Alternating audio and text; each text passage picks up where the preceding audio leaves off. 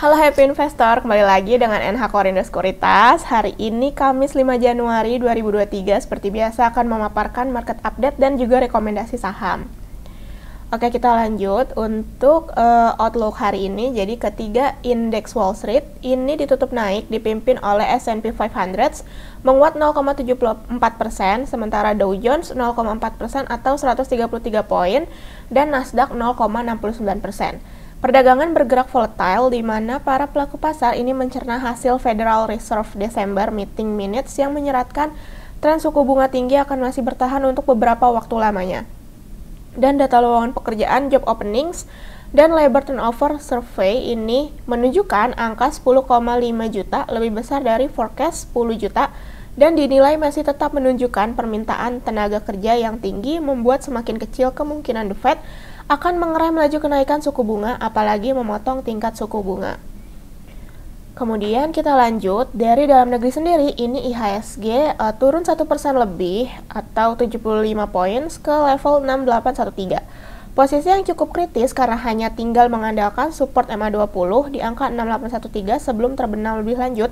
Ini memadamkan bullish jangka pendek ke support berikut di bilangan 6750 hingga 6700. Para pelaku pasar ini memilih sikap lebih berhati-hati mengantisipasi bunyi FOMC meeting minutes yang memang masih bernada hawkish ke depannya. Kami pun menyarankan para trader atau investor untuk mempertimbangkan kemungkinan mengurangi posisi portofolio jika penurunan masih berlanjut hari ini. Kemudian kita lanjut untuk company news ini. Yang pertama ada PT Indonesia Kendaraan Terminal Tbk atau IPCC tahun ini menganggarkan modal kerja sebesar 35 hingga 40 miliar rupiah untuk mendukung berbagai rencana ekspansi bisnisnya. Nah, sebagian besar dana tersebut ini akan dialokasikan untuk perbaikan dan pengembangan infrastruktur dan suprastruktur untuk kelancaran kegiatan operasional di lapangan. Kemudian yang kedua ini ada dari MDKA, di mana menerima jaminan piutang senilai 225 juta US dollar. Piutang itu mengendap di Merdeka Battery Materials sejak 29 Juli 2022. Kepastian piutang itu berupa jaminan gadai atas rekening MBM, jaminan gadai atas rekening Merdeka Energi, dan lain sebagainya.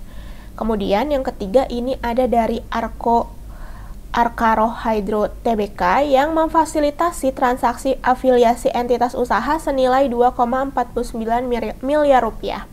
Transaksi itu melibatkan Arcaro Kalimantan Energi Hijau, Arcaro Hidro Tenggara, dan Arcaro Bakti Indonesia dan telah dituntaskan pada 30 Desember 2022. Tujuan transaksi tersebut melalui Akeh Perseroan akan mengembangkan potensi pembangkit listrik tenaga air skala besar dengan melakukan studi-studi diperlukan. Nah, melakukan konstruksi tenaga listrik sampai dengan tahap pembangkit listrik beroperasi secara komersial. Kemudian kita lanjut untuk domestic and global news. Dari domestik sendiri ini ada Badan Pengawas Perdagangan Berjangka Komoditi mengungkapkan potensi ekonomi digital Indonesia termasuk yang tertinggi dibandingkan dengan negara-negara ASEAN lainnya berdasarkan GMV sebesar 70 miliar US dollar. Kemudian Google juga memproyeksikan potensi ekonomi digital Indonesia ini pada 2025 akan tumbuh mencapai 146 miliar US dollar atau terbesar di Asia Tenggara. Kemudian yang kedua ini, dari global sendiri ada persediaan minyak Amerika Serikat yang naik. Persediaan minyak Amerika Serikat ini naik minggu lalu untuk pertama kalinya dalam 3 minggu, di luar perkiraan pasar yang justru memperkirakan penurunan akibat meningkatnya frekuensi perjalanan pada musim liburan akhir tahun. US crude inventories naik hampir 3,3 juta barrel untuk minggu yang berakhir 30 Desember. Sementara itu, harga emas naik hampir ke level tertinggi 7 bulan, yaitu 1850 per ounce-nya di US dollar. Harga emas ini rally setelah IMF mengatakan bahwa 3 ekonomi terbesar dunia, Amerika Serikat, Eropa, dan Cina ini masih akan mengalami perlambatan ekonomi pada 2023 ini.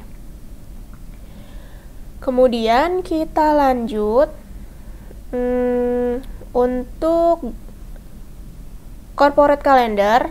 Hari ini hanya ada RUPS, yaitu dari emittance list. Kemudian untuk daily technical, hari ini IHSG kami proyeksikan konsolidasi, ini bergantung pada support MA20.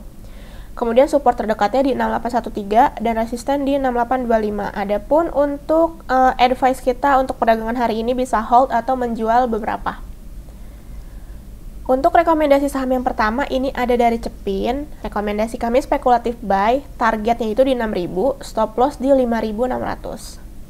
Kemudian yang kedua ini ada dari Arto, spekulatif buy. Kemudian target terdekatnya ini di 3.700 hingga 3.730. Kemudian stop lossnya itu di 3390. Kemudian ada dari Pewon, di mana rekomendasi kami hari ini buy on weakness. Target terdekatnya ini di 446 dan stop lossnya itu di 434. Kemudian ada Inco, di mana rekomendasi kami hari ini buy. Target terdekatnya yaitu 7550 hingga 7650 dan stop loss di 7100.